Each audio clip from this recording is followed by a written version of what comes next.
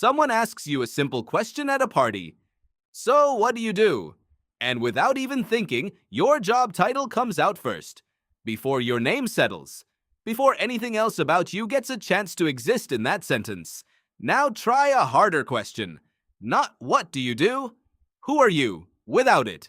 Watch what happens. That easy automatic answer you gave a second ago? It's gone.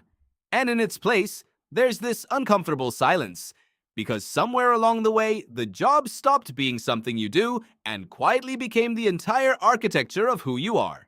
Here's how it happens, and it's not dramatic. It's small, boring, and it happens to almost everyone. Think about your calendar right now. How much of it is job? Meetings, deadlines, commute, the mental space you spend worrying about work even when you're technically off the clock. Now think about how much of your identity used to come from somewhere else.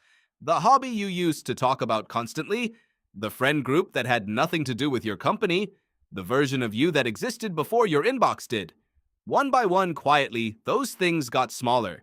Not because you decided they didn't matter, because the job took the hours, and identity, it turns out, gets built out of whatever you spend your hours on. So if 90% of your hours go to work, 90% of your sense of self starts pointing there too, whether you agreed to that trade or not. This is why a bad day at work doesn't just feel like a bad day. It feels like an attack on you personally. Because when your identity and your job title are the same thing, criticism of your work isn't criticism of your output anymore.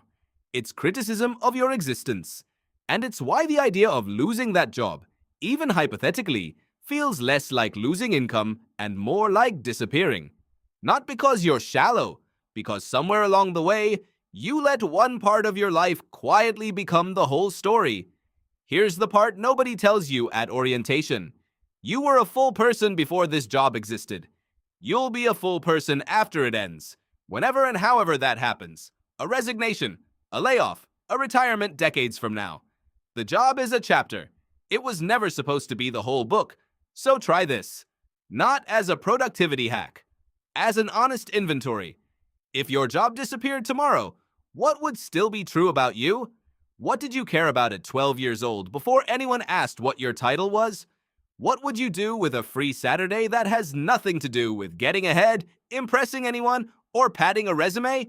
If the answers come slowly, that's not a personal failure. That's just information. It's telling you exactly how much of yourself got quietly handed over, one deadline at a time, without you ever signing anything.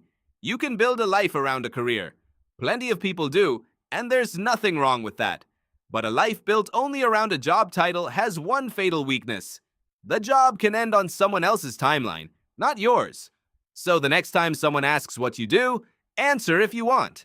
But ask yourself the other question too, the one that doesn't have a job title as the answer.